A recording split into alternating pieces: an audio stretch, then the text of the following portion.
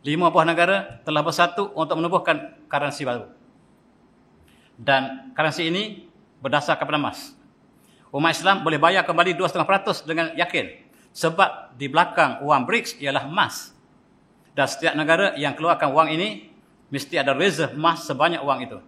Sallallahu ala Muhammad, sallallahu ala Muhammad, sallallahu ala Muhammad, sallallahu ala Muhammad. Bismillahirrahmanirrahim. Assalamualaikum warahmatullahi wabarakatuh. Alhamdulillah, alhamdulillah amin. Wa bihi nasta'in. Wassalatu wassalamu ala asyrafil anbiya'i wal mursalin wa alihi wa sahbihi ajma'in. Amma ba'd. Tuan Imam yang saya muliakan, Tuan Pengerusi, Muslim-Muslimat yang dirahmati Allah sekalian, alhamdulillah pada pagi ini saya bawa tajuk yang barangkali berbeza dengan lepas, tentang mata wang dan perbandingan di antara US dollar dan satu lagi mata wang baru yang diperkenalkan oleh dunia, namanya BRICS. BRICS ialah gabungan 3-5 buah negara yang sedang menubuhkan satu mata wang baru, tujuannya untuk sebagai rival kepada US dollar. Dan US dollar digunakan oleh Amerika untuk menzalimi dunia, menceroboh hampir setiap negara dunia. Maka dunia telah bertindak balas dengan menubuhkan satu lagi mata wang. Dan mereka finalisekan mata wang ini pada 22 Ogos, beberapa hari lagi, dan akan muncul satu mata wang baru berdasarkan emas, berbeza dengan US dollar yang merupakan fiat money. Itulah sebagai pendahuluan kepada tajuk hari ini. Dan kita mulakan dengan ayat surah Al-Mutaffifin. A'udzubillahi minasyaitonir rajim. Wailul lil mutaffifin alladziina idza iktalu 'alan naasi yastawfun wa idza kaluhum aw wazanuhum yukhsirun ala yadhunnu ulaika annahum mab'utsun liyaumin 'azim yauma yakunu nasu rabbil alamin. Shadaqal azim. Celakalah mereka yang melakukan penipuan dalam perniagaan. Al-mutaffifin ialah meringankan timbangan. Alladziina idza iktalu 'alan naasi yastawfun, iaitu mereka yang apabila mereka menyukat, mereka menimbang untuk manusia, mereka sempurnakan. Ketika mereka membeli daripada orang ramai, mereka sempurnakan timbangan. Wa iza kaluhum aw wazanuhum yukhsirun, tetapi bila mereka membeli, mereka menjual, mereka melakukan penipuan dengan mengurangkan timbangan, mengurangkan sekatan. Ini ialah ayat yang mencela bagi mereka yang melakukan penipuan dalam transaction, yang berlaku ketika zaman Rasulullah sampai di Madinah. Sebab dalam tafsir mengatakan, ketika baginda Rasulullah sampai ke Madinah, orang Yahudi melakukan perbuatan tersebut. Orang Yahudi ialah tokoh-tokoh perniagaan kata itu, tetapi mereka adalah peniaga yang melakukan penipuan. Mereka membeli daripada orang ramai dengan timbangan yang sempurna untuk diri mereka, tapi bila mereka menjual kembali, mereka kurangkan sekatan, mereka kurangkan timbangan, dan Allah mencela. Neraka welah bagi mereka yang melakukan demikian. Di antara kaum yang melakukan perbuatan seperti itu ialah Bani Qanuqa, Bani Quraidah, Bani Nadir, iaitu kaum-kaum Yahudi yang berada di Madinah. Mari kita kembali pada sejarah yang lampau untuk kita fahami bagaimanakah mata wang yang ada di dunia hari ini. Inilah yang dikatakan, apabila Rasulullah sampai ke Madinah, mereka melakukan penipuan yang sangat dahsyat. Mereka menggunakan riba yang sangat tinggi, dan Allah turunkan ayat yang kita baca tadi, wailul lil mutaffifin, celakalah, neraka welah bagi mereka yang melakukan penipuan dalam perniagaan. Dan ketika itu kita lihat suasana di kota Madinah boleh lebih kurang seperti ini. Di Madinah Munawwarah terdapat kaum-kaum Yahudi yang mendiami di situ begitu lama. Bani Qanuqa, Bani Quraidah, kemudian Bani Nadir, 3 kaum Yahudi yang sangat pengaruh. Mereka berada di Madinah kerana mereka ingin menyambut Rasulullah. Dalam kitab mereka dikatakan Rasul yang terakhir akan muncul di Yathrib. Mereka berkumpul di Yathrib untuk menyambut Rasul tersebut. Tetapi apabila Rasulullah telah berhijrah ke Madinah, didapati bahawa Rasulullah bukan daripada kaum mereka, daripada bangsa Quraisy, dan mereka menjadi penentang pertama kepada baginda Rasulullah SAW. Mereka datang untuk menyambut, tetapi apabila mereka mengetahui bukan daripada bangsa mereka, mereka bertukar sikap dan melakukan beberapa konspirasi pada Rasulullah, termasuk mengadakan konspirasi dalam perniagaan dan juga untuk membunuh baginda Rasulullah SAW. Dalam konteks ini kita lihat, bukan saja kaum Yahudi yang terdapat di Madinah, tetapi berbagai-bagai kaum lain. Madinah ialah masyarakat majmuk. Majmuk ada berbelas-belas, berpuluh-puluh kaum yang bukan Islam. Dan Rasulullah satukan di bawah Sahifah Madinah, barangkali kita bincang dalam kuliah lepas. Disatukan di bawah satu kalimah. Dan Islam dilaksanakan dalam masyarakat majmuk. Kita berujuk hari ini, kita tidak boleh melaksanakan hukum Islam sebab kita masyarakat majmuk. Ketahuilah, majmuk kita tidak sehebat majmuk di Madinah. Ketika Rasulullah menegakkan negara Islam, di situ ada berpuluh-puluh kaum dan Islam minoriti. Di Malaysia, Islam majoriti. Itu beza antara kita dan mereka. Satu daripada bangsa yang kita ingin sebut hari ini ialah bangsa Yahudi, Bani Qainuqa. Mereka lah yang sekarang kita kenali sebagai New World Order. Mereka lah yang menubuhkan Zionism. Dan ada satu kisah bersama Rasulullah. Selepas Rasulullah mengadakan perjanjian dengan semua kaum di Madinah, termasuk Bani Qainuqa, dalam satu peristiwa yang diceritakan dalam sirah, seorang muslimat pergi ke pasar Bani Qainuqa sebab mereka kuasa ekonomi di Madinah, bukan kita, tuan-tuan. Yang pegang kuasa Madinah ketika Rasulullah sampai ialah Bani Qainuqa. Wanita Islam sampai ke pasar mereka. Mereka persendakan wanita tersebut, muslimat tersebut. Mereka minta supaya dibuka wajahnya untuk melihat wajahnya. Wanita tentu tidak benarkan. Ketika muslimat ini duduk untuk membeli belah, seorang Yahudi datang, dia pijak belakang kain muslimat tersebut. Dan apabila muslimat ini bangkit, maka mukanya terselah. Dan wanita menjerit. Ketika itu ada seorang pemuda Islam di pasar Bani Qainuqa. Lalu apabila dia melihat Yahudi telah mempersendakan seorang muslimat, dia bangkit dan membunuh Yahudi tersebut. Yahudi ramai-ramai membunuh pemuda Islam tadi. Maka syahidlah pemuda Islam tadi. Rasulullah mengisahkan perang ke atas Bani Qainuqa. Dengan sebab menghina seorang wanita Islam, maka Rasulullah mengisahkan perang kepada Bani Qainuqa. Dan mereka diperangi, dihalau daripada Madinah. Bani Qainuqa dihalau daripada Madinah. Demikian jugalah kaum lain, Bani Nadir dan juga Quraizah, diperangi Rasulullah. Akhirnya Madinah telah bersih pada Yahudi. Kemanakah mereka pergi? Dan sekarang kita menghadapi masalah dengan mereka yang dihalau pada Madinah ini. Bani Qainuqa, dan mereka berada di sekitar Masjid Nabawi sekarang. Dan Rasulullah telah perangi mereka satu persatu. Akhirnya mereka dihalau sepenuhnya daripada Madinah. Rasulullah menghalau mereka sebab mereka melakukan berbagai-bagai kejahatan. Tadi dalam perniagaan, kemudian mereka menceroboh muslimat tadi. Kerana mereka melakukan, ketika Rasulullah bercakap di satu tempat, mereka merancang untuk menjatuhkan batu ke atas Rasulullah. Dan Rasulullah telah istakan perang dan mereka dihalau daripada Madinah. Ke manakah mereka pergi? Mereka dihalau dan mereka tidak ada tempat. Sepanjang sejarah mereka, mereka telah tersebar ke seluruh dunia. Mereka berasal pada Madinah, berkumpul untuk menyambut Rasulullah. Tetapi mereka dihalau, mereka pergi ke Spanyol, ke England, ke seluruh Eropah, ke Ukraine, ke Rusia. Akhirnya mereka menyerbangi sampai ke Amerika. Sekarang Bani Qainuqa berada di Amerika. Yang ada di Amerika ini ialah Bani Qainuqa yang dihalau Rasulullah. Dan mereka lah melakukan konspirasi pada dunia hari ini. Sebagaimana mereka lakukan di Madinah, demikianlah mereka lakukan pada dunia hari ini. Kita lihat bagaimanakah mata wang ini mereka ciptakan. Mereka telah lari ke seluruh dunia, tidak pernah ada negara mereka. Ratusan tahun, ribuan tahun, mereka tidak pernah ada negara. Setiap tempat yang mereka pergi, mereka dihalau oleh penduduk tempatan. Itu nasib mereka. Akhir sekali mereka mendapat tempat di Amerika. Bani Qainuqa mendapat tempat di Amerika. Bagaimanakah mereka mendapat tempat? Ada satu keluarga yang bernama keluarga Rothschild. Keluarga ini ialah keluarga Bani Qainuqa. Yang sejak daripada Madinah, keluarga ini melakukan konspirasi, melakukan penipuan. sampai sekarang.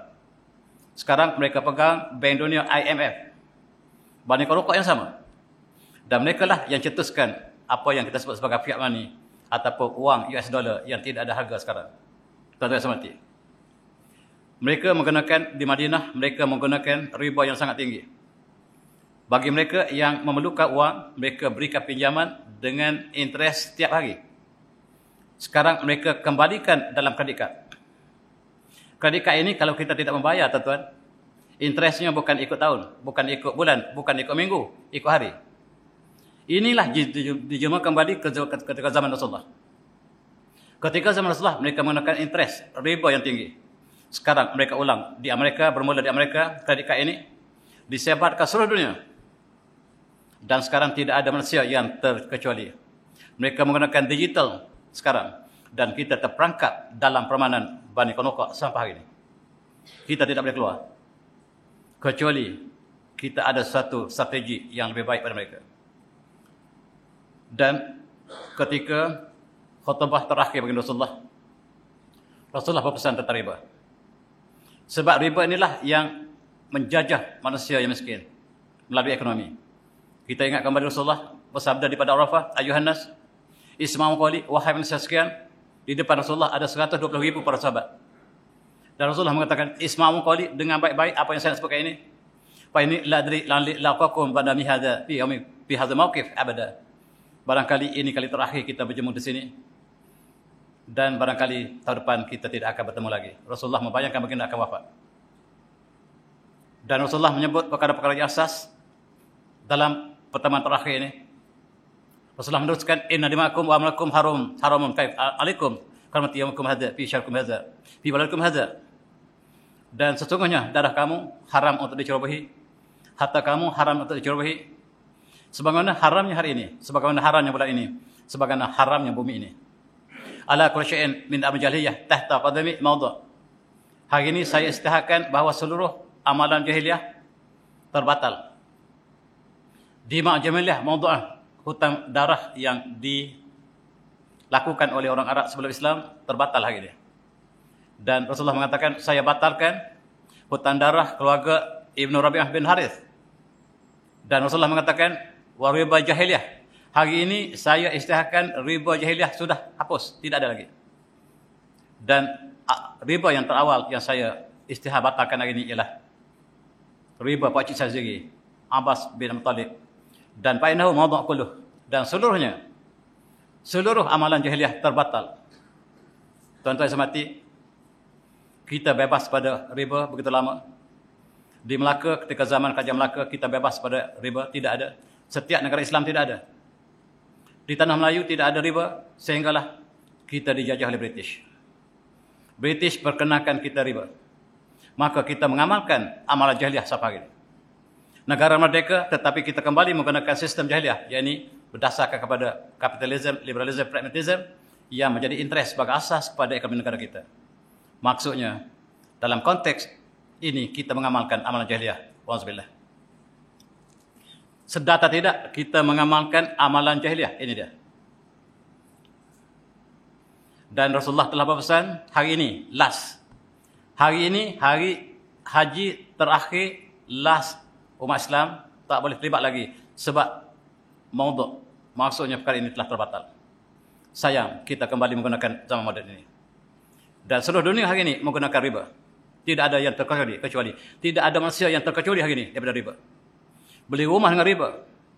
Kenderaan dengan riba. Pinjaman dengan riba. Dan hidup dengan penuh yang Allah dan Rasul istiakan perang.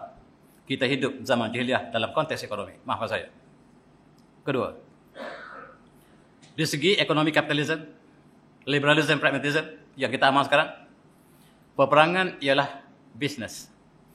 For capitalism, war and peace are business and nothing but business. Mereka cetuskan peperangan, mereka jual senjata. Dilakukan oleh orang Yahudi sejak zaman berzaman. Mereka cetuskan peperangan. Mereka tolong kawan dan lawan. Mereka tolong Jerman, mereka tolong British.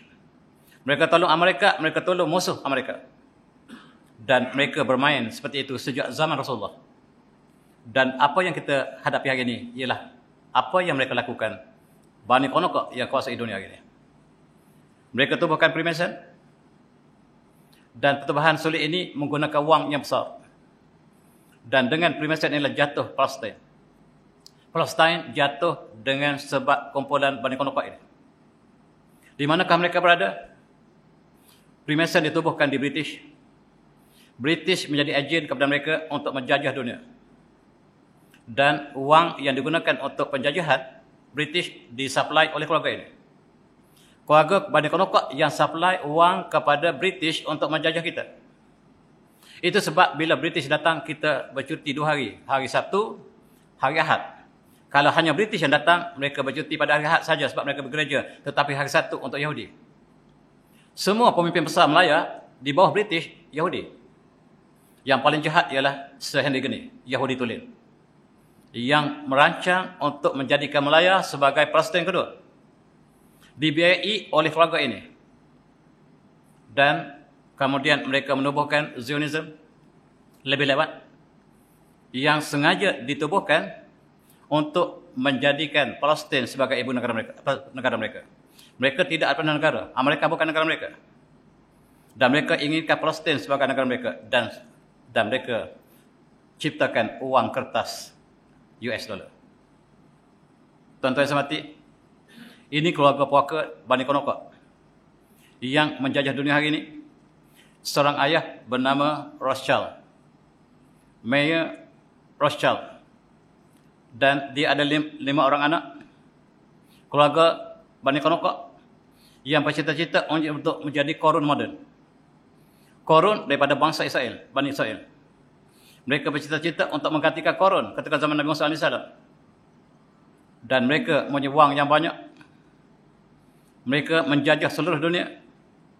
Mula-mula sekali mereka menjajah Amerika. Inilah keluarga mereka.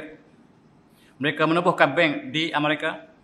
Kemudian mereka menghantar 5 orang anak mereka ke England, Perancis, Itali, Jerman dan Austria. Maka 5 negara ini terjajah mula-mula sekali. Sampai sekarang, apa yang mereka lakukan? Mereka tubuhkan badan kewangan yang sekarang bernama Bank Dunia. Ini bukan dunia punya, tetapi keluarga ini punya. Mereka bagi pinjaman kepada negara yang miskin dan mereka kenakan interest yang banyak. Sekali kita pinjam dengan keluarga ini, tak akan habis hutang. Sekali pinjam dengan IMF, tak akan habis sampai bila-bila. Mereka menjajah dalam bentuk ekonomi. Cukup menakutkan. Kredit kad ditaburkan seluruh dunia. Sekarang mereka masuk dalam digital. Setiap digital kita pergi ke mana, kita buat digital. Mereka kontrol seluruhnya. Dan apakah yang berlaku pada US dollar? Ini US dollar dicipta oleh keluarga Qainuqa. Ada mata sebiji, simbol Dajjal, yang mereka sebut sebagai Messiah. Dan piramid ialah simbol sihir yang menentang Nabi Musa AS. Di dalam, kalau kita baca dalam falsafah wang Amerika ini, mereka mengatakan mata ialah waspada. Sebenarnya Dajjal. Piramid mereka katakan teguh, bersatu, kuat. Rupa-rupanya amalan jahiliah yang diamalkan ketika zaman Firaun. Mereka jelmakan dalam wang Amerika. Siapakah mereka yang kuasa? Rothschild. Mereka ciptakan wang melalui presiden-presiden Amerika. Untuk membentuk simbol ini, mereka mengambil 3 presiden untuk menentukan simbol ini. Semua presiden menjadi hamba kepada Bani Qainuqa. Dan inilah yang menjajah mereka. Ketika presiden pertama Amerika, George Washington, ingin bertanding menentang England dalam peperangan antara Amerika dengan England, maka wang yang diberikan kepada presiden ini ialah daripada keluarga Rothschild. Pada tahun 1791, lambakan wang diberikan kepada presiden pertama, sehingga presiden pertama telah membenarkan Bank Dunia pertama ditubuhkan di Amerika oleh keluarga Rothschild. Maka grup Rothschild inilah yang berubah menjadi IMF sekarang. Siapa yang terlibat dengan IMF, dia akan menjadi hamba sepanjang zaman. Dan US dollar inilah yang menjadi puaka hari ini. Tetapi mereka tersalah langkah. Mereka menentang Rusia. Rusia keluarkan mata wang emas BRICS dan mereka terperangkap. Barangkali berita ini tidak sampai ke Malaysia, sebab Malaysia hanya mengambil berita-berita yang baik-baik daripada CNN. Ini keluarga mereka. Namanya Jacob Rothschild. Ia menguasai bank dunia. Dia menguasai bank England. Dia menguasai bank Austria. Seluruh Eropah, inilah orangnya. Dan sekarang dia membeli Palestin daripada England. England mengalahkan dalam Perang Dunia Pertama Pakatan seluruh tentera azab Eropah yang dipimpin oleh Perancis dan British, mengalahkan Osmaniyah dalam Perang Dunia Pertama. Dan dengan kekalahan tersebut, wang untuk pembelajar Perang Dunia Pertama dibiayai oleh keluarga ini. Keluarga ini membiayai Jerman, membiayai Amerika, membiayai Perancis, membiayai England. Siapa menang, mereka akan menang. Yang kalah, yang menang, salah satu akan menang, mereka menjadi tuan. Itu perancangan mereka. Mereka kuasai dunia daripada keluarga ini. Dan dialah yang diserahkan Palestin oleh British yang telah mengalahkan Osmaniyah.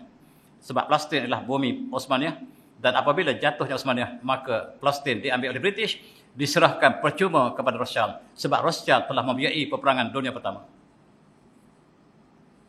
Kata Hitler, Perang Dunia Pertama dicetus oleh Yahudi. Perang Dunia Kedua dicetus oleh Yahudi, kata Hitler. Perang Dunia Ketiga, kalau berlaku, Yahudi di belakangnya. Ketahuilah. Dan saya bunuh Yahudi. Tapi tidak semua.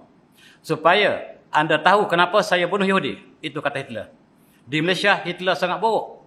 Sedangkan Hitler satu-satunya pemimpin dunia yang menolong Islam dalam Perang Dunia. Kita membaca sejarah yang ditulis oleh musuh Islam. Dan kita bersama dengan mereka. Tuan-tuan, ini ialah keluarga Rothschild yang sama, yang menjajah Melaya. Namanya adalah David Rothschild, tak silap saya. Apa dia sebut kepada Melaya? Dia kata, I cannot. What puppet is placed upon the throne of England to rule the empire on which the sun never sets. The man who controls Britain's money supply control the British Empire. And I control the British money supply. Yang British menjajah dunia, bukan British, kami. Melaya, kamu ingat siapa dia jajah kamu? Dia kata, yang jajah kamu kami, Yahudi. Bukan British. Kita sangka dalam sejarah kita, British yang menjajah kita. Rupa-rupanya Yahudi. Itu sebab kita bercuti sampai hari ini, hari Sabtu, untuk meraihkan mereka. Kita sudah merdeka. Budaya masih terjajah. Sejarah masih terjajah. Dan kita belajar sejarah ini untuk kita kenang, untuk kita menyambut hari kemerdekaan, supaya kita merdeka daripada mereka. Dalam Perang Dunia Pertama, mereka cetuskan dua grup dunia untuk menghancurkan Osmaniyah yang atas. Yang menolong Osmaniyah hanya satu dunia, Jerman. Itu sebab tuan-tuan sangat benci pada Jerman. Sebab hanya Jerman yang tolong Islam. Kita bukan bersama dengan Islam. Dalam Perang Dunia Pertama, kita bersama dengan British. British mengatakan, menjadi tentera British ialah mempertahankan negara kamu. Maka beramai pemuda kita masuk Malaya Jerman untuk menentang Osmaniyah. Malam. Dalam Perang Dunia Pertama, Jerman kalah, Osmaniyah kalah. Dua-dua kalah. Dan dunia terserah kepada keluarga Rothschild. Rothschild menjajah dunia, bukan British, bukan Amerika. Tetapi Rothschild. Ini kita lihat 3 orang yang penting dalam Perang Dunia Pertama. Pertama ialah David Lloyd George, Perdana Menteri British, yang sebelah kiri. Yang tengah adalah Lord Balfour, Yahudi, yang menyerahkan Palestin kepada Yahudi. Yang terakhir ialah banker, iaitu Lord Rothschild, dipanggil Lord. Dia adalah ketua kepada Queen. England duduk di bawah Lord Rothschild. England tidak ada kuasa kecuali ditentukan oleh Lord Rothschild. Yang merintah Melaya ialah Lord Rothschild. Dia hantar wakilnya nama Sir Henry Gurney untuk hancurkan Islam di Melaya.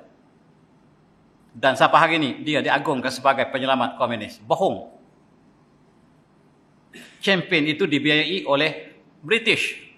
Dalam MPJA, tuan-tuan tahu MPJA? Ketika kita dijajah oleh Jepun, Champion yang kemudian menjadi komunis, dibiayai oleh British. Dan apabila British memberikan mandat kepada Champion, kamu akan dilantik menjadi Perdana Menteri Malaya. Tetapi bila kita sudah tamat peperangan dengan Jepun, British berikan tugas kepada Perdana Menteri kepada Tengku Abdul Rahman, dan Champion tak puas hati. Itu sebab dia menentang British, dia menentang Tengku Abdul Rahman, sebab dia dijanji untuk jadi Perdana Menteri Malaysia. Dan dia diberikan oleh British OBE, Order of British Empire, yang barangkali tidak ada orang Melayu yang dapat terima British ini. Orang Melayu bermata-mata pertahankan British tak pernah dapat OBE barangkali, tetapi Champion dapat OBE. Siapa sebenarnya kita? Sejarah belum merdeka, sejarah masih terjajah. Kita akan menyambut merdeka. Marilah kita bebaskan kita daripada sejarah yang palsu. Tuan-tuan yang saya hormati, jatuh Osmaniyah cukup malam. Sekarang sudah hampir 100 tahun jatuhnya Osmaniyah, dan berakhirlah Khalifah Islam, dan kita sekarang tidak ada khalifah lagi. Ini dia Balfour menulis surat, kerajaan England tunduk kepada Rothschild. Dengar baca surat saya. Tuan-tuan baca surat ini. Ini saya besarkan. Dia kata, tuan-tuan boleh baca secara sepenuhnya. Kerajaan Queen, His Majesty Government, dengan ini menyerahkan kepentingan British di Palestin kepada Yahudi. Seolah-olah dia serahkan, dia dibeli oleh Yahudi Palestin dan dibayar kepada British, dan British memberikan hak kepada Rothschild. Ini surat yang menjatuhkan Palestin sampai hari ini. Rupa-rupanya dibayar oleh Rothschild. Palestin ini telah dibayar seluruhnya. Tak sanggup kita baca surat ini. Inilah yang menjatuhkan Palestin, dan Palestin sebenarnya sudah dijual. Palestin, pemuda Palestin sedang berjuang, sedangkan negara mereka dijual. Dijual oleh British kepada keluarga Rothschild yang milik IMF dunia hari ini. Tuan-tuan yang saya hormati, inilah sebab Amerika ketika kurun yang ke-20, mereka tidak dapat bebaskan diri mereka daripada Yahudi. Tuan-tuan boleh baca buku, berbagai-bagai buku yang tulis antara Amerika dengan Yahudi. Amerika terjajah sejak Presiden pertama. Kita ingat Amerika negara merdeka, rupa-rupanya masih sekarang dijajah oleh Yahudi. Dan inilah Henry Ford, saya dah cerita barangkali dalam kuliah tahun lepas. Dia adalah pereka kepada kereta Ford yang pertama. Dia siap kereta Ford dapat jual kepada kawan-kawan dia, Model T. Tetapi tidak boleh dijual kepada dunia luar, sebab seluruh ekonomi Amerika, rangkaian transaction dikawal oleh Yahudi seluruhnya. Tanpa melalui jalan Yahudi tak mungkin dapat jual kereta T, Ford Model T. Jadi dia terpaksa bergabung dengan Yahudi untuk jual kereta dia. Bila bergabung dengan Yahudi, sampai ke Melaya. Yahudi bawa kereta Ford ke Melaya. Kereta pertama kita pada tahun 1920, tak silap saya, dibawa oleh Yahudi. Orang Pulau Pinang yang memiliki kereta pertama negara kita dalam rangkaian Yahudi. Tanpa melalui rangkaian Yahudi tak mungkin dapat kita jual sebiji kereta pun, kata Henry Ford. Dan tuan-tuan boleh baca Jews and America. Bagaimanakah Amerika dijajah oleh Yahudi sampai sekarang. Mereka kuasai media massa. Dalam Hollywood, mereka memberi racun pada dunia, menggambarkan barat Yahudi mereka yang terpilih. New York Times ialah lidah Yahudi tulis. Kemudian dalam siaran berita CNN, lidah Yahudi, yang ini pure Yahudi. Siapa yang membaca berita CNN terperangkap dengan strategi Yahudi. Dan kita, TV3 selalu merujuk CNN. Kita terperangkap dengan model ini dengan permainan mereka. Dalam filem, mereka menggambarkan sesuatu Islam dijadikan, dinegatifkan dalam setiap filem mereka. Kalau yang pakai kopiah, Islam jahat. Itulah mesej yang dibawa oleh Hollywood. Dan sekarang mereka keluarkan filem babi. Disney keluarkan filem babi, Barbie, patung, yang di dalamnya adalah racun untuk orang Islam. Di dalamnya digambarkan perempuan kawin perempuan, lelaki dengan lelaki, lesbian dan LGBT dimasukkan ke dalam filem Barbie dan diharamkan seluruh dunia Islam kecuali Malaysia. Malaysia benar akan di panggung sekarang. Seluruh negara Islam haramkan. Daripada Saudi, Algeria, Kuwait, Lebanon, semua haram. Sebab filem ini racun yang sangat berbeza. InsyaAllah saya akan ulas filem ini jika saya jadi pelas filem sekarang. Ini juga saya telah perkenalkan kepada tuan-tuan, buku yang tulis oleh John Perkins, bahkan tuan-tuan telah baca, Confession of an Economic Hitman. Bagaimanakah keluarga Rothschild menjajah dunia dengan memberi pinjaman? Rupa-rupanya setiap badan bersatu, UNESCO, WHO, semua badan Rothschild. Rupa-rupanya, kita baru tahu. Bukan saya kata orang ini. Tuan baca, baris demi baris, buku ini buku tulis pada 2005, tapi masih relevan sampai sekarang. Namanya John Perkins, rangkaian Yahudi. Tetapi dia mengatakan, saya tidak boleh berbohong pada dunia. Dunia telah terjajah seluruhnya oleh keluarga Rothschild. Apabila kita meminjam daripada IMF, maka negara itu tidak mungkin dapat membayar interest. Interest akan bertambah setiap tahun dan negara itu akan tunduk kepada Rothschild, kepada Bani Qainuqa. Di Madinah, ketika Rasulullah perang mereka, sekarang mereka kuasai dunia. Dalam konteks ini, mereka datang ke negara membangun, mereka tawarkan melalui UNESCO, melalui WHO, negara ini perlukan rawatan air bersih. Perlu ada empangan yang besar untuk generate elektrik dan sebagainya. Tentu negara miskin ini tidak ada wang. Kami berikan nasihat dan kewangan. Maka negara itu terjajah. Kata John Perkins, tidak ada negara yang bebas dunia hari ini. Dan siapa yang tidak tunduk kepada keluarga ini, mereka akan dibunuh. Yang dibunuh masa terakhir ialah Presiden Panama. Sebab dia tidak ikut arahan Bani Qainuqa, dia dibunuh. Presiden Panama. Yang kedua, Gaddafi dibunuh sebab Gaddafi melakukan kebaikan kepada orang Algeria, kepada orang Libya yang tidak digemari oleh Amerika sebab Gaddafi mengadakan saluran air yang sangat kompleks, yang sangat lengkap dan pada pasir ditukar menjadi pertanian. Amerika tidak gembira, tidak gemar dengan perkara ini dan mereka bunuh Gaddafi. Baca. Tuan-tuan yang mati, seluruh dunia terjajah oleh ekonomi sekarang. Kalau dulu datang perang, sekarang tak perlu perang. Ekonomi menjajah seluruh negara. Asia Tenggara terjajah semuanya. Tuan-tuan yang mati, ini ketua sekarang Bani Qainuqa. Tuan-tuan baca buku, bukan dia yang tulis, orang lain tulis. Buku bestseller di dunia hari ini. Tajuknya Henry Kissinger, World Order. Di wang Amerika itu ada World Order. New World Order. Ini pemimpin dia sekarang. Usianya 100 tahun. Tepat. Masih berbisa. Seluruh pemimpin dunia mesti jumpa dia sebelum dilantik ataupun selepas dilantik mesti berjumpa dengan dia. Dan dia groom ramai pemimpin dunia. Jangan-jangan ada pemimpin kita yang terlibat. Perancangan pertama, hancurkan seluruh negara Islam. Daripada mana? Bani Qainuqa. Bani Qainuqa tak puas hati sebelum negara Islam dihancurkan. 6 buah negara Islam, 7 buah negara Islam dihancurkan daripada Afghanistan, Kuwait, Iraq, Syria, Yaman, Libya dan sebut apa saja negara Islam mereka sudah masuk. Dengan US dollar mereka telah kuasai seluruh negara Islam. Perancangan dilakukan oleh orang ini. Dia sangat benci kepada Islam. Dan dalam kuliah undang-undang, termasuk DIA, dia menjadi ikon yang dikaji dalam kuliah undang-undang sebagai ahli undang terbaik dunia hari ini.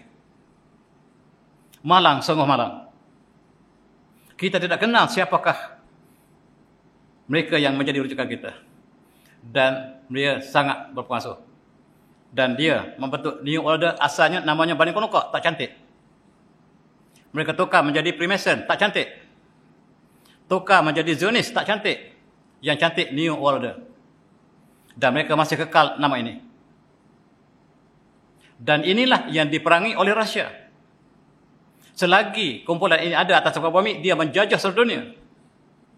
Dan terbukti dengan tertubuhnya bangsa bersatu, dia telah menceroboh 70 negara dunia. Tidak ada sebab seluruh dunia dimasuki oleh US dollar dan senjata yang dibawa oleh New World Order. Mula-mula sekali, 7 penangkap Islam telah ganap.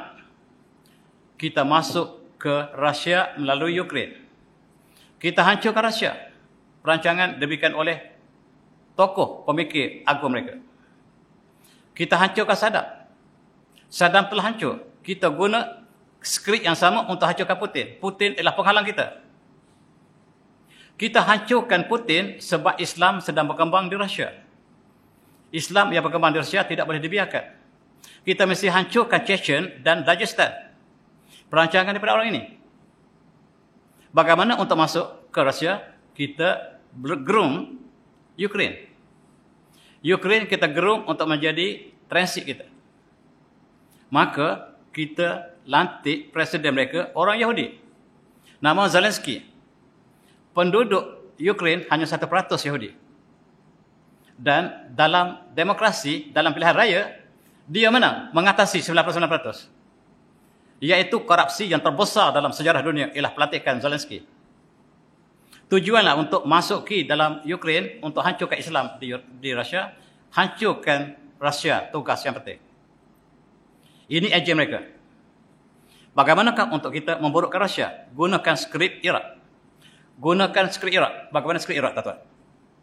Mereka tuduh Saddam Hussein menceroboh Kuwait. Kuwait itu sebahagian daripada Iraq.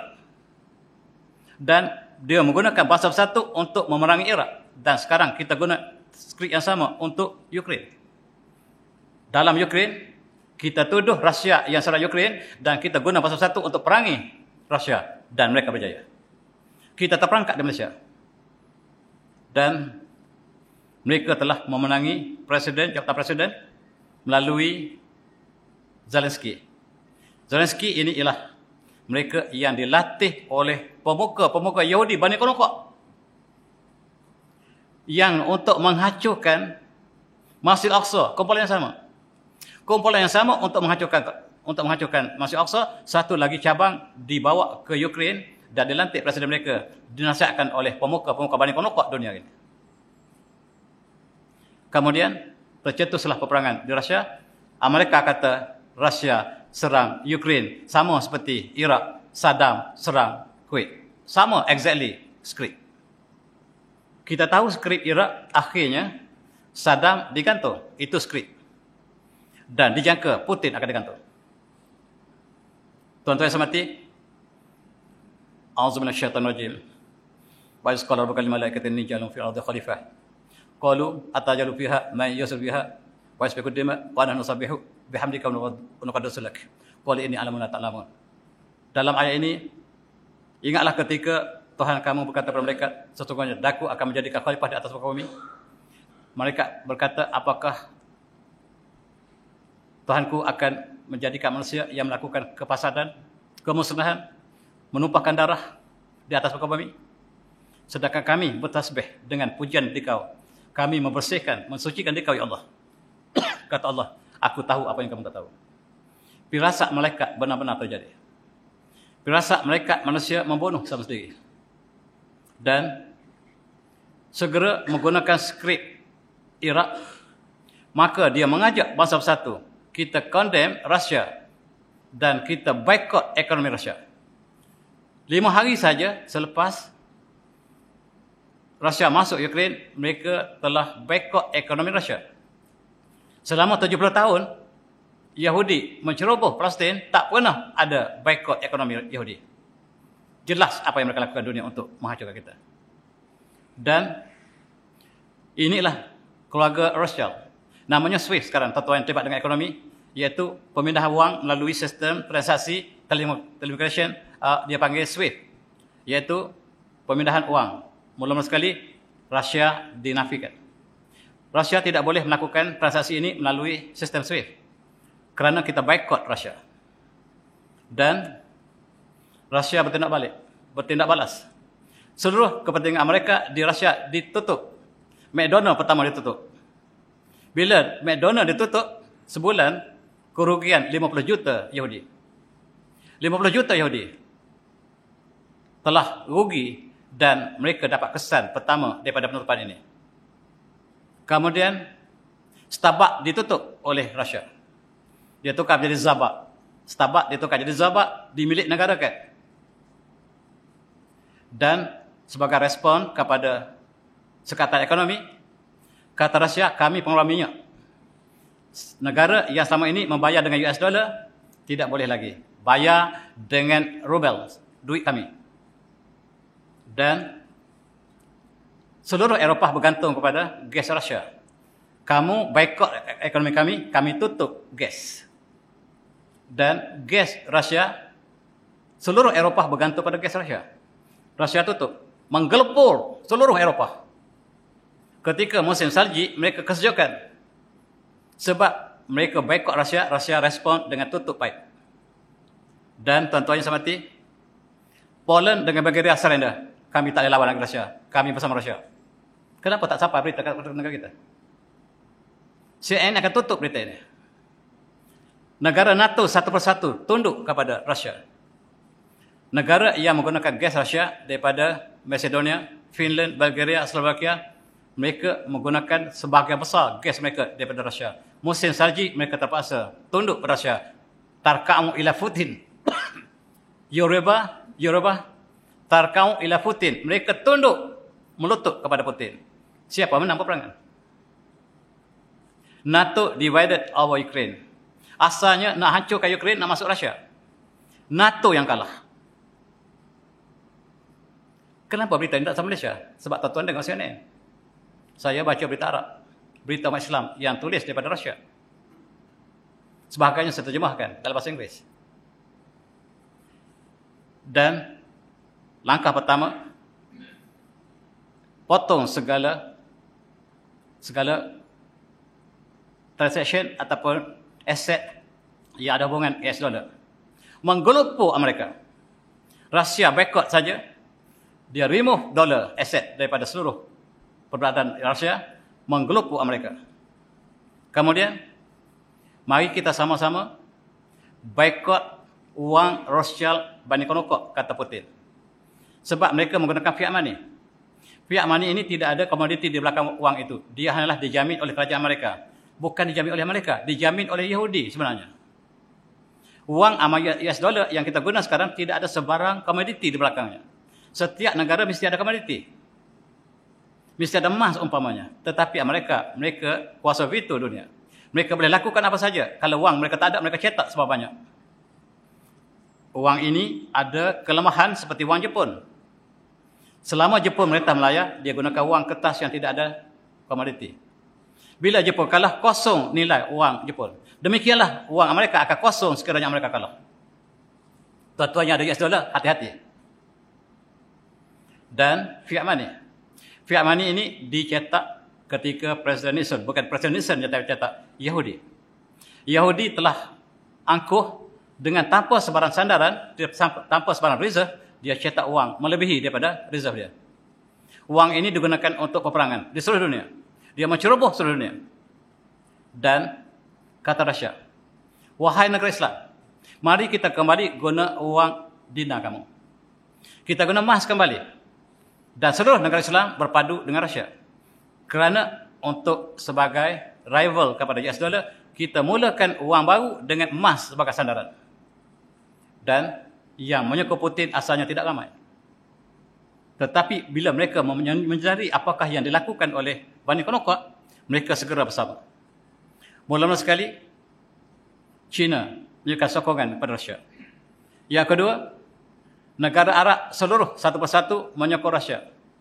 Saudi ialah ejen Amerika. Sekarang berpaling tadah bersama Rusia. Sebab dia tahu bagaimanakah apa yang bakal berlaku pada Saudi di bawah mereka.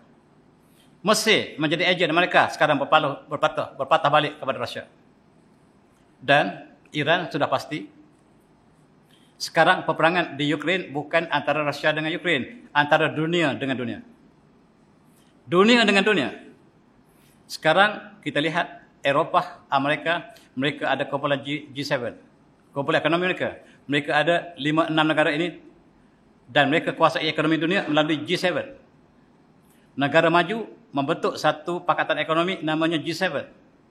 Sebagai respon Rusia tubuhkan BRICS yang menjadi tema kepada kuliah kita ini. BRICS ialah Brazil, Russia, India, China dan South Africa.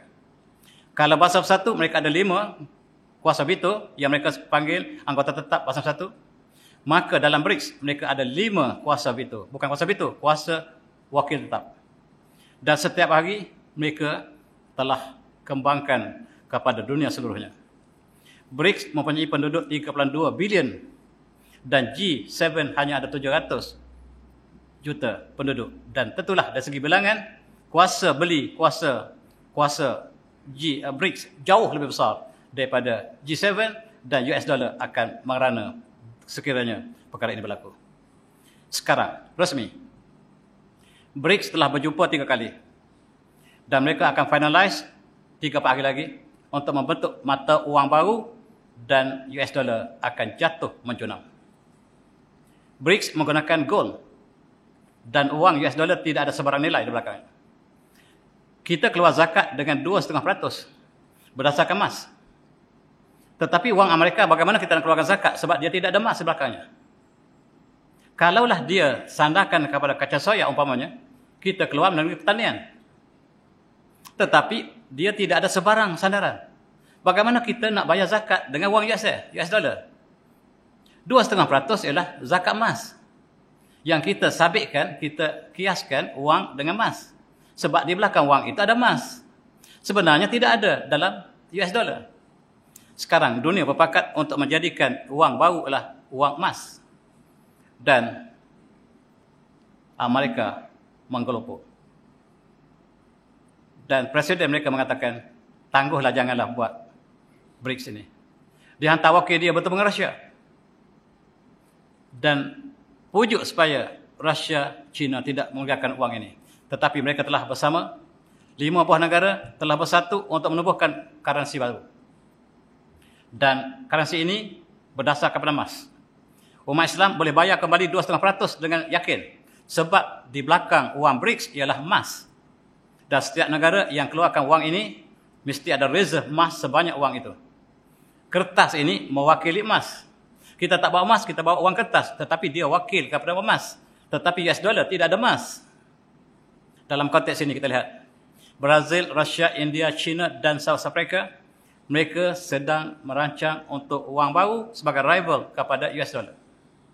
Apakah akibatnya kepada dunia?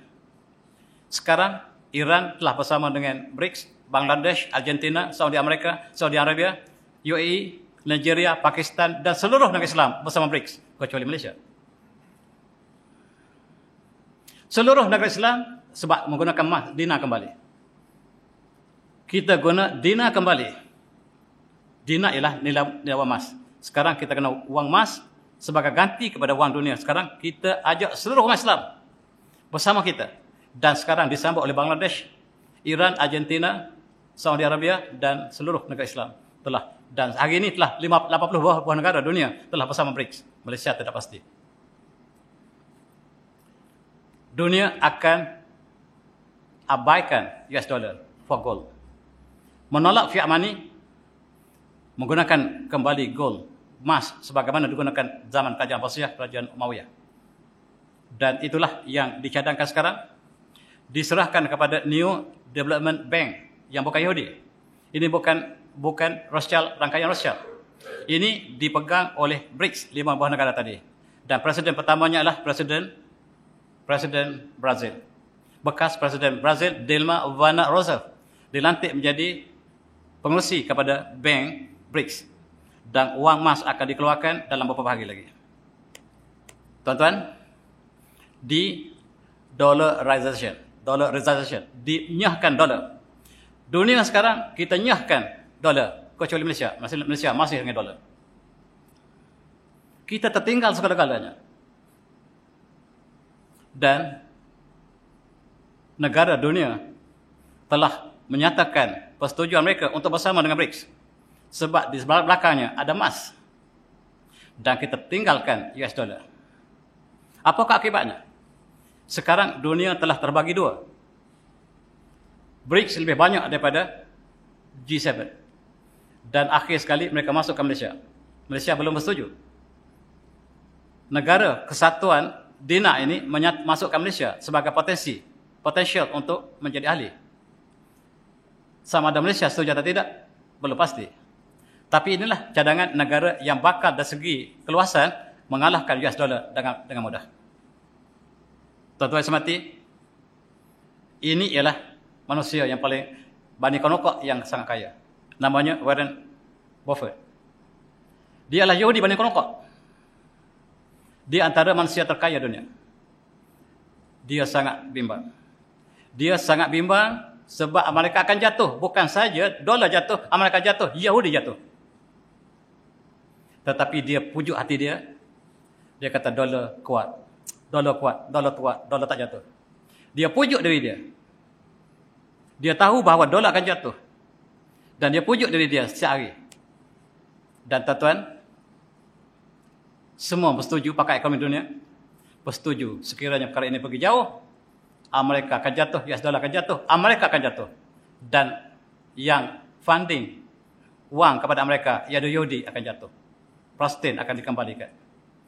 Sekarang China memberi jaminan bahawa Jerusalem Timur akan dikembalikan kepada Palestin. Rusia mengatakan selepas Ukraine, Palestin, Yahudi, Israel akan ditukar menjadi Palestin kembali. Itu janji Putin. Dan janji China pula ialah menjadikan Jerusalem Timur sebagai ibu kota Palestin. Dan kita tunggu apakah yang berlaku. Cepat-cepat Bani Konokok hantar wakil mereka nak belikan.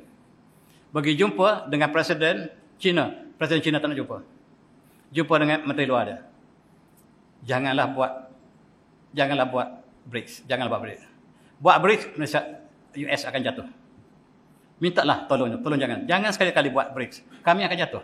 Amerika dengan China kawan baik. Sedangkan mereka sedang berperang di Taiwan. Tuan-tuan, Bill Gates menggeltar. Bertemu dengan Presiden. Dan Presiden China kata boleh. Dengan Bill Gates saya boleh jumpa. Apa masalah? Masalah BRICS. Kami akan jatuh sekiranya BRICS telah muncul. Tuan-tuan, ini orang yang kaya yang paling musuh Islam. Ini dia orangnya. Namanya Musk. AI dia juga tergenala. Pengeluaran ke angkasa juga tenggala dengan jatuh US dollar. Semuanya rangkaian bertalu-talu. Domino effect akan berlaku dan dia sangat takut. Dia sangat takut, maka keagungan Bani Konokok akan berakhir. Dan wang US dollar jatuh menjunam. Cuma wang kita tidak boleh tandingi US dollar. Dunia telah tinggalkan US dollar. Tuan-tuan yang masih bermain forex dengan US dollar, hati-hati. Tuan-tuan yang masih bermain forex, ramai kawan kita main forex, kaya raya. Tapi hati-hati sekarang. US dollar jatuh menjunam. Dan ini ialah James Rogers. Tuan-tuan kenal dia. Pakar ekonomi Amerika. Dia mengatakan US going to suffer. US is going to suffer. Dan dia terpaksa akui Amerika di hujung perjalanan. Setiap tamadun akan berakhir. Dengan keakuhan Amerika akan berakhir. Are you prepared? Apakah kamu Amerika bersedia untuk menjadi negara yang hancur? Apakah kamu Amerika bersedia? Final collapse has begun. Susuknya wang US 90% telah hilang. Di Malaysia kita tak dengar berita ini. Kita tak dengar berita ini sebab kita tapis pada CNN. CNN akan tak keluar berita ini. Malam ini, hari ini saya bagi pada ini. Barangkali saya tidak tepat. Tetapi ambillah ini sebagai bahan untuk kita berfikir menjelang kemerdekaan kita. Dan petrodollar. Selama ini semua petrodollar diniagakan dengan US dollar. Termasuk seluruh dunia. Syarikat dunia semua berniaga dengan US dollar. Pinjaman dengan US dollar. Sekarang tukar dengan BRICS. Kita tukar dengan BRICS. Dan Amerika menggelopor. The fall of America. Amerika akan berakhir. The end of America. Tuan-tuan yang semati, bukan Amerika yang jatuh. Yahudi yang jatuh. Zawal Israel bada'a. Dan kejatuhan Israel telah bermula. Sekarang telah bermula. Tokoh-tokoh mereka telah mengunjungi China. Minta ihsan Sekarang mereka melutut pada China pula. Jangan teruskan idea BRICS. Dan BRICS ini akan dilancarkan pada 22 Ogos. 2 minggu depan. Di mana? Di South Africa. Tonton baca berita Arab. Jangan baca berita yang dikeluarkan oleh CNN. Dan kita dapat berita yang baik. Tuan-tuan semati, dunia terpecah dua. Satu, blok Yahudi, Bani Qanuqa, NATO, Kesatuan Eropah, Amerika. Menentang China, Rusia, Islam. Dua blok dunia telah terpisah. Malaysia masih biru. Malaysia masih biru. Kita tak bersama Islam. Kita tidak sama dengan negara Islam seluruhnya. Kita bersama dengan Angkasa. Itulah sikap kita untuk kita renungi sebelum kita meraihkan kemerdekaan pada hujung bulan ini.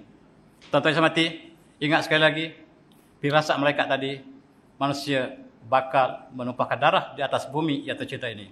Dan kita saksikan peperangan yang menumpahkan darah sedang berlaku, peperangan yang melibatkan ekonomi sedang berlaku, dan marilah kita ambil iktibar dan apakah yang harus kita lakukan dalam sekali ini. Lebih lagi kita dicap biru dalam dunia seluruhnya. Dan dua blok akan bertembung.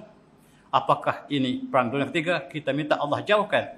Sebab bahayanya cukup menakutkan. Mudah-mudahan kita dihindarkan. Tetapi dunia telah terbelah dua. Ekonomi telah terbelah dua sekarang. Dan mudah-mudahan kita selamat dalam pertemuan ini. Mudah-mudahan itulah yang kita harapkan. Saya minta maaf. Dan saya sudahi dengan wabillahi taufiq. Assalamualaikum warahmatullahi wabarakatuh.